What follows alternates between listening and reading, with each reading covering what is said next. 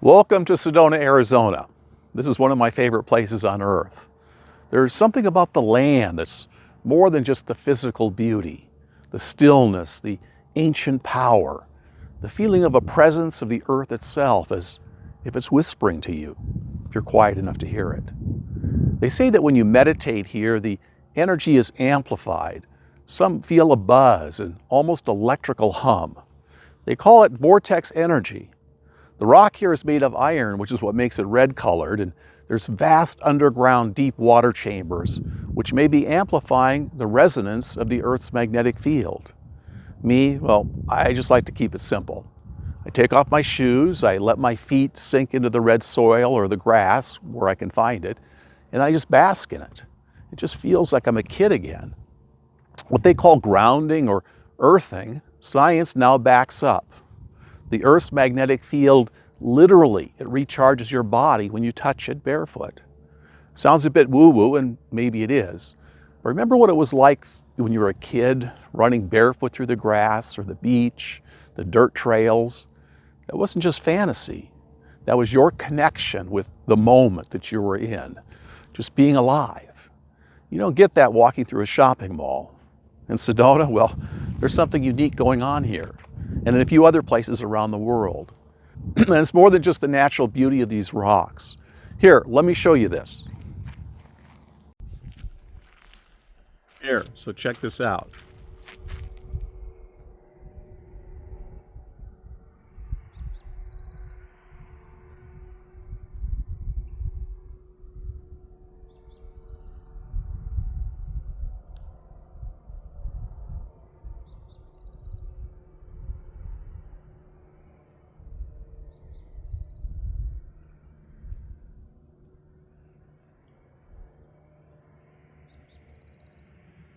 But that's not why I'm here today, not just for the scenery. I chose this place as a backdrop because it's the perfect mirror for today's message, which is finding your bliss. Now, you've heard that phrase before, follow your bliss. Joseph Campbell made it famous, but what does it actually mean?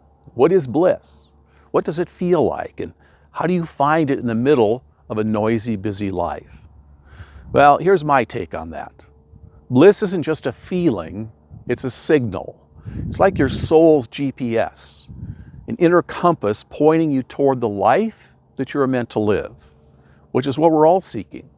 A meaningful and purposeful life that makes you feel alive. That's what we all want. It's not always fireworks that signal you, hey, this is it. Sometimes it's a whisper, a subtle yes in your chest, that pull toward something, a tingle of curiosity. But in a world so loud and moving so fast, we miss it because we forget how to listen. So let me walk you through a simple process that I use and I teach it to reconnect with that signal, to find your bliss, and then start following it. Here are the 5 steps to finding and following your bliss. The first is just get quiet, get real, turn down the noise just for 10 minutes. No phone, no agenda, no productivity hacks. Nothing but a quiet place. Outdoors if you can, like this spot here in Sedona. I come here often and I sit on this rock and I take it all in and do nothing but just breathe.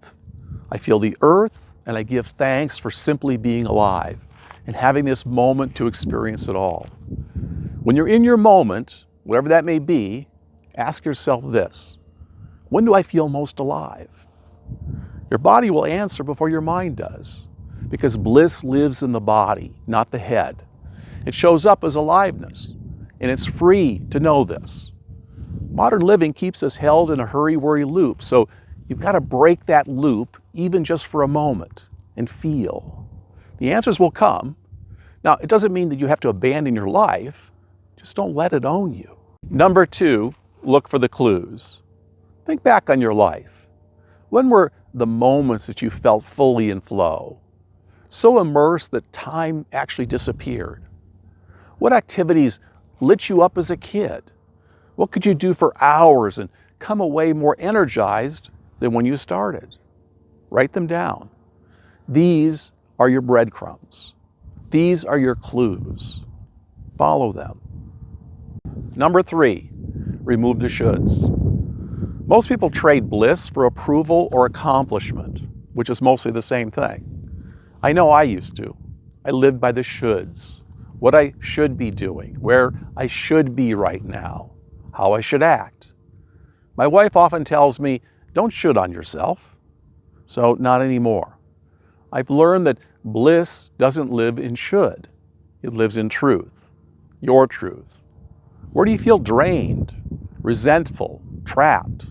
That's your soul waving a red flag. Here's a real life example. My friend and business partner, Rob, he just moved to the mountains outside Yellowstone. He works with a Starlink dish and he has $1 million view. He scores our soundtracks and he produces our Zygon video programs. He's doing meaningful, creative work every single day, and he's doing it while living in nature. Wildlife in his backyard, a fire in the hearth. He works long hours, but it's not work when you're in your bliss. So did he find his bliss? Most certainly. Number 4, follow the energy. Where there's energy, there's life. Start saying yes to the things that light you up, even if they don't make logical sense at the moment.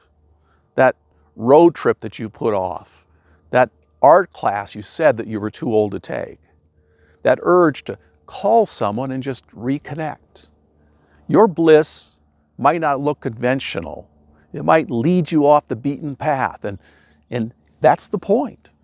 If you're following the news right now, perhaps you heard about a 29-year-old guy named Oliver Widger who just quit his corporate job at Discount Tire. He cashed in his 401k and he bought a sailboat. With 0 sailing experience, he set out solo from Oregon, sailing to Hawaii. Just he and his cat, named Phoenix. He spent a year in isolation learning how to sail and learning social media so he could document his adventure.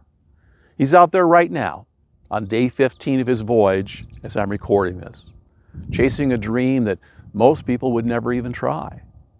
And guess what? Millions of people are tuning in to watch him live. He didn't have all the answers. He didn't wait for permission. He just felt that pull, that whisper, and he acted on it. That's what bliss looks like. It's wild, unpredictable, raw, and I forgot to mention, he also suffers from a genetic disorder where his spine of his neck is fused and doesn't have any discs in his vertebrae. So he could literally be paralyzed at any moment. But that didn't stop him. When asked, how does someone with no experience suddenly just do it? The key was taking action, crossing the line, which he did. And most never do this. Which leads to the final thing that makes all of this work. And that's number 5. Act, even if it's small. You can't think your way to bliss. You have to move toward it. And just take one step, one micro action that snowballs into the next. Call that person. Sign up for that thing. Say no to what drains you. And say yes to what gives you energy. That single step, even a small one, shifts your trajectory. Even if you only touch your bliss in spurts, it starts rewiring your reality. So don't get caught up in the planning and the what ifs like Oliver. Step into it by doing the first thing and then the next and so on. Listen to your inner voice and follow it. It knows where to take you and what you need. So here's the thing. You don't have to have it all figured out. You just need to follow the feeling. And you already know what that is. And then just show up and see where it takes you. And in places like this, like I am right now, where the earth seems to speak just a little louder, you might just hear it. Your inner voice saying, this is the life you came here to live, so live it. That's what I'm doing, with my feet on the earth, walking toward my bliss. Now you do it too. I'll see you on the path.